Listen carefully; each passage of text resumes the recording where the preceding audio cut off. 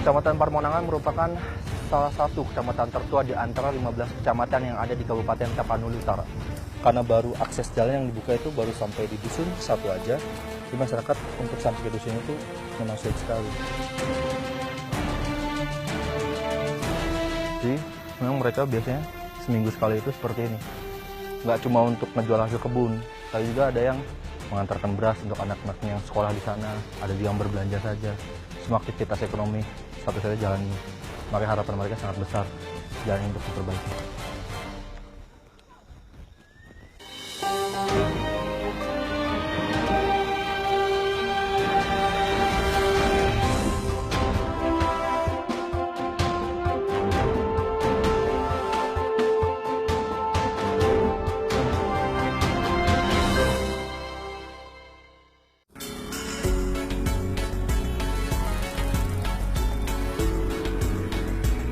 Kami tiba di Sumatera Utara. Provinsi keempat di Republik Indonesia ini memiliki luas wilayah mencapai 71.600 km persegi. Wilayah yang begitu luas dengan berbagai potensi alamnya.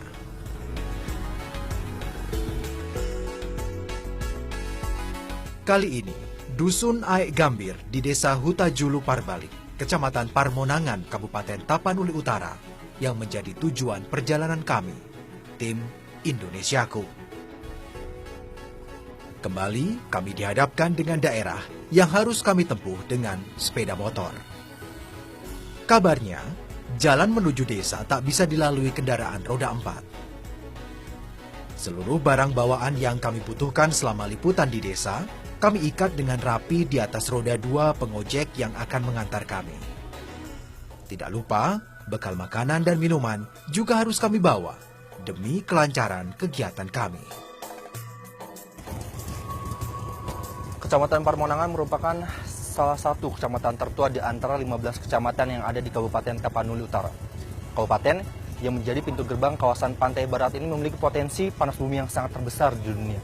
Namun sayangnya, banyak masyarakat yang belum merasakan potensi yang dimiliki oleh wilayahnya. Karena kabarnya masih banyak masyarakat yang tinggal di tengah keterbatasan wilayah ini. Selengkapnya di Indonesiaku. Yuk, jalan bang. Tapanuli Utara merupakan salah satu kabupaten yang terletak di wilayah pengembangan dataran tinggi Sumatera Utara. Daerahnya yang terletak di ketinggian antara 300 hingga 1.500 meter di atas permukaan laut. Topografi dan kontur tanah yang ada di wilayah ini didominasi oleh permukaan yang berbukit. Wilayah Hutajulu yang menjadi pintu gerbang kami menuju desa Hutajulu Parbalik. Kondisi infrastruktur yang lebih baik dan medan jalan yang luas beraspal memudahkan perjalanan kami. Namun, setelah menempuh perjalanan lebih dari 45 menit, kami bersiap dengan jalur jalan tanah. Jalur ini menjadi satu-satunya jalur yang dilalui warga desa Hutajulu Parbalik untuk masuk dan keluar desa mereka. Tanah yang telah mengering dan terbuka akibat hujan pada waktu sebelumnya cukup menyulitkan perjalanan. Belum lagi, kondisi kontur wilayah yang berbukit cukup membuat supir kami kerepotan mengendalikan laju kendaraan. Desa Hutajulu Parbalik merupakan desa pemekaran dari Desa Hutajulu pada tahun 2006. Desa ini terdiri dari 5 dusun, yaitu Dusun Silintong, Dusun Siurnak, Dusun Lumbanjulu, Dusun Aek Gambir, dan Dusun Hutai Baru. Jalan menuju desa Hutajulu Parbalik sebenarnya sudah dibuka oleh pemerintah. Namun, belum adanya tindak lanjut pembangunan membuat jalan ini rusak karena panas, hujan, dan pelintas. Nah, semalam hujan dan turunannya cukup curam, jadi kita lihat licin, itu direm, di jalan sendiri itu. Makanya cukup bahaya, penumpang diusahakan turun biar nggak membahayakan dua-duanya.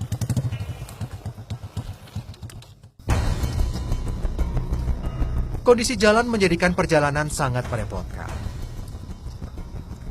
Belum lagi, kondisi rem motor yang saya naiki sepertinya tidak berfungsi.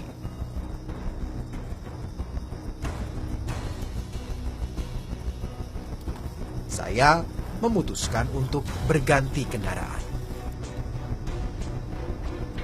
Menempuh perjalanan berbukit seperti ini cukup menguras tenaga.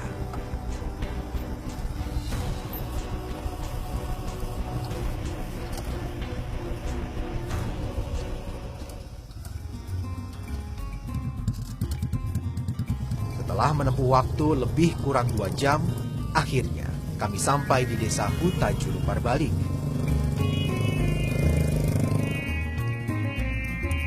Sayangnya, kendaraan roda 2 hanya dapat dipakai sampai di desa Huta Julu Parbalik. Untuk sampai ke Dusun Aek Gambir, tak ada cara lain. Kami harus melanjutkan perjalanan dengan berjalan kaki. Butuh waktu 1,5 jam untuk sampai ke Dusun Aek Gambir. Hanya jalan setapak yang dibuat oleh masyarakat sajalah yang menjadi jalan kami.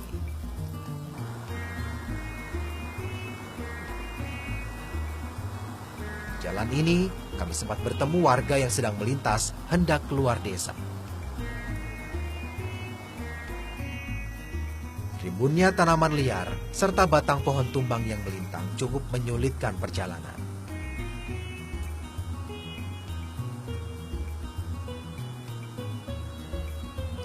Kami pun harus melalui pinggiran sungai karena jalan yang tertutup akibat longsor.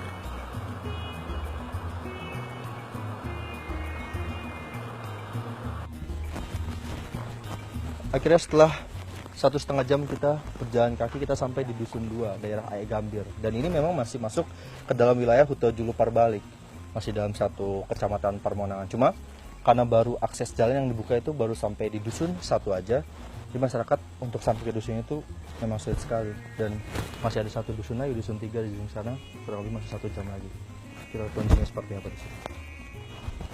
Mari Bu.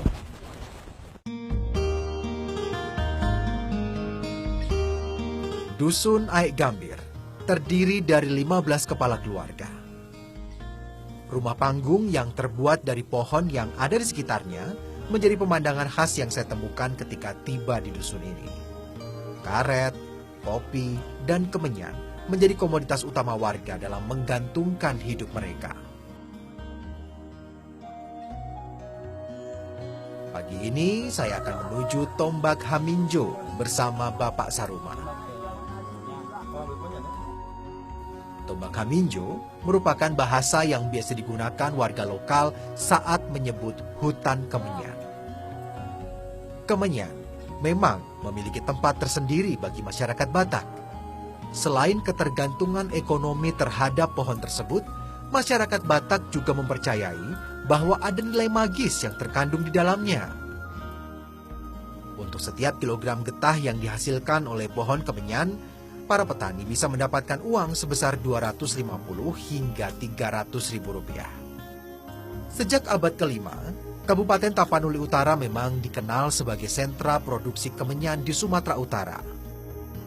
Bahkan, getah-getah kemenyan dari daerah ini diekspor hingga ke Timur Tengah, Eropa, dan Cina. Salah satunya, penggunaan getah kemenyan sebagai pengikat dalam industri parfum. Pohon kemenyan mampu hidup lebih dari 100 tahun. Dalam waktu itu, pohon dapat berproduksi selama 90 tahun. Tak heran, bila pohon-pohon kemenyan ini memiliki ikatan erat dengan setiap keturunan warga yang ada di wilayah ini.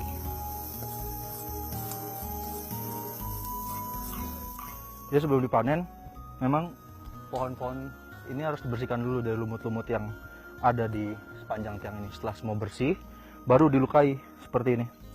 Disitulah nanti getah-getah kemenyannya akan berkumpul, kurang lebih waktu 3-6 bulan ya.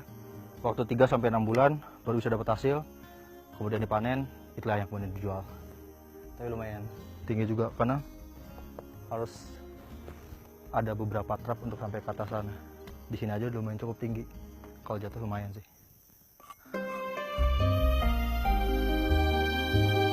Nah, ternyata cara menyadap pohon kemenyan berbeda dengan cara menyadap pohon karet. Karena saat menyadap kemenyan, para petani tidak membutuhkan wadah untuk menampung getah-getahnya. Setelah dilukai, biasanya getah akan dibiarkan keluar dari batang pohon dan meleleh di dalam kulit pohonnya. Getah-getah berwarna putih setelah cuklan pertama baru dapat mereka panen setelah 3 bulan kemudian. Getah-getah yang menempel pada kulit pohon inilah yang membuat petani cukup mencongkel kulit batang kemenyan saat akan memanennya.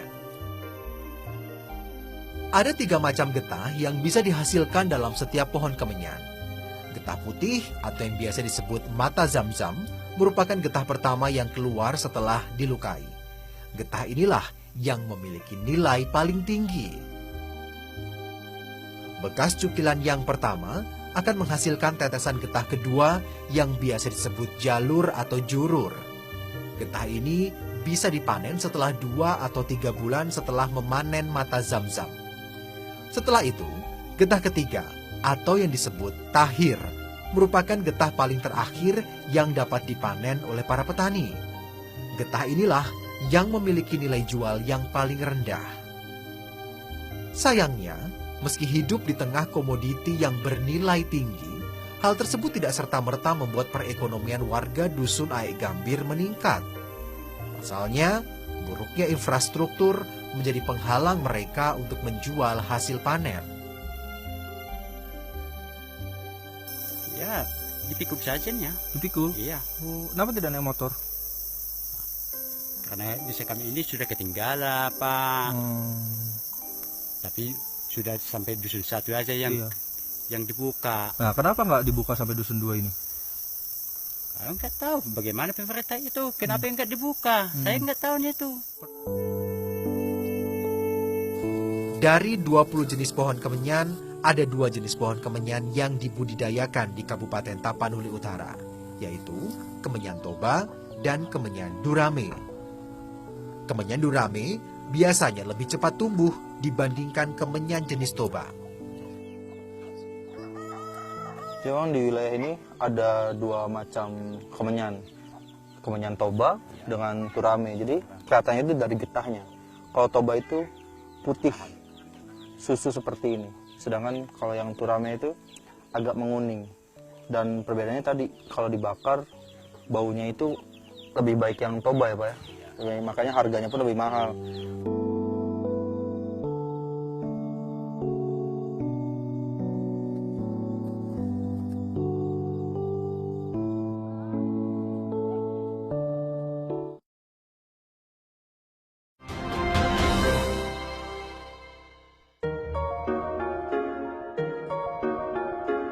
Pagi hari menjadi saat yang cukup sibuk bagi ibu-ibu yang ada di dusun. Karena pagi ini menjadi waktu mereka untuk mengumpulkan getah-getah kemenyan yang sudah dipanen oleh suami mereka untuk dijual ke pasar. Untuk menjual kemenyan, mereka harus menunggu waktu hingga hari pasaran tiba. Karena hanya pada hari pasaran ini sajalah sang tokek getah kemenyan akan membeli getah-getah kemenyan mereka.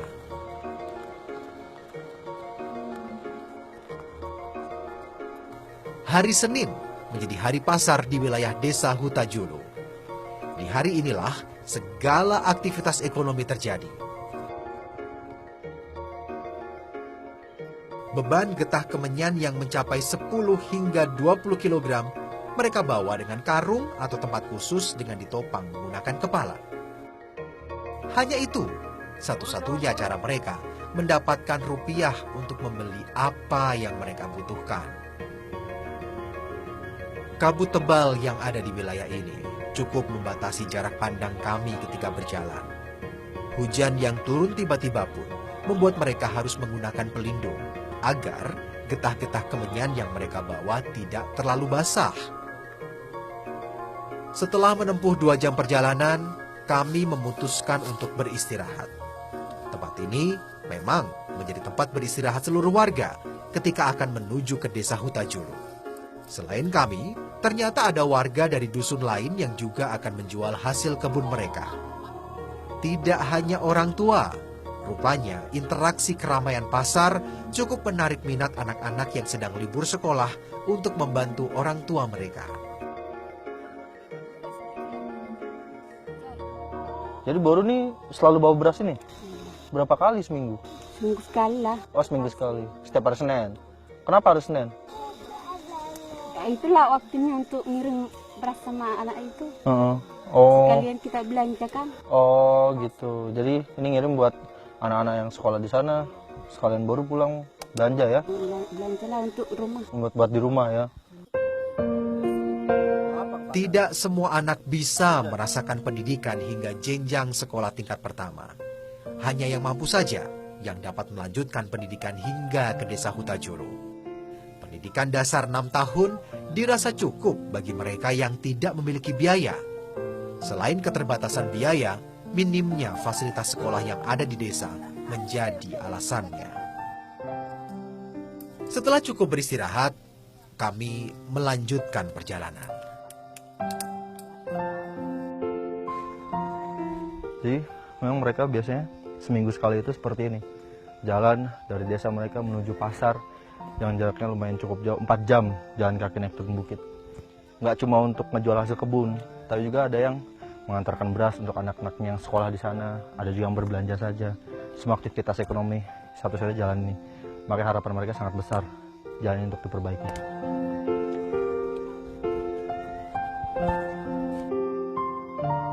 Waktu menjadi hal yang sangat diperhatikan warga yang akan menjual hasil kebun.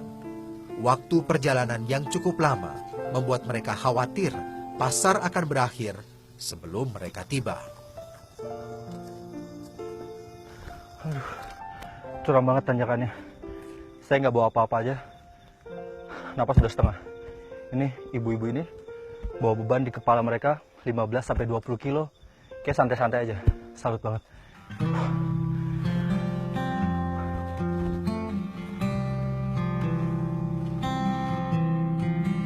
Setelah menempuh 4 jam perjalanan, akhirnya kami sampai di pasar yang terletak di desa Hutajuru. Tokek-tokek getah kemenyan sepertinya sudah menunggu kedatangan warga yang akan menjual hasil panen.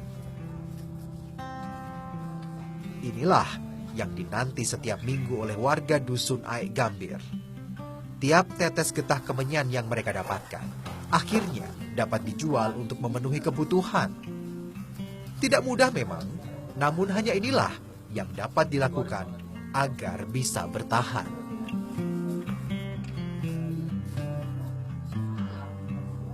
Dibangunnya di sana miya sabu ibaga. Gatong delen na pala si makutihan so ngono. Sabu motor do kareta. Lima panggilan namin to nga. Alay do kebutuhan namin delen nomma. Sidi.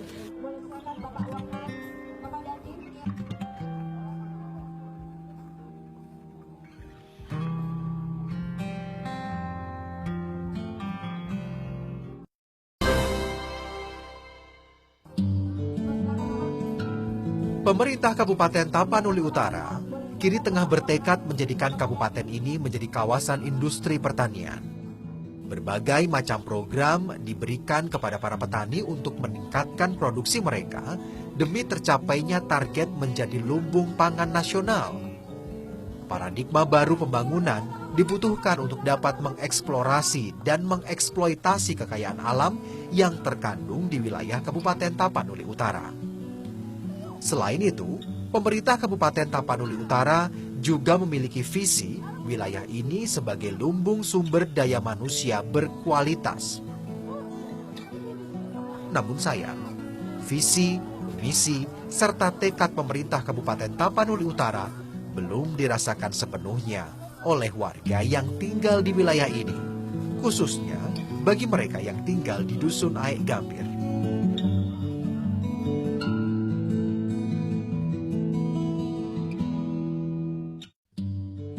Kita harapkan juga kesabaran masyarakat dan kita minta juga kepada pemerintah pusat, janganlah dau kita dipotong, jangan ada pemotongan anggaran, dan kalau bisa juga tahun pilkada untuk 2018 ini pemerintah provinsi juga karena ikut pilkada serentak, mohon kita sharing lah. Saatnya pemerintah memberikan perhatian lebih pada mereka yang menanti. Semangat kerja warga dan uluran tangan pemerintah pastilah mampu melesatkan kehidupan warga. Sehingga kata-kata sejahtera menjadi lebih masuk akal dan nyata.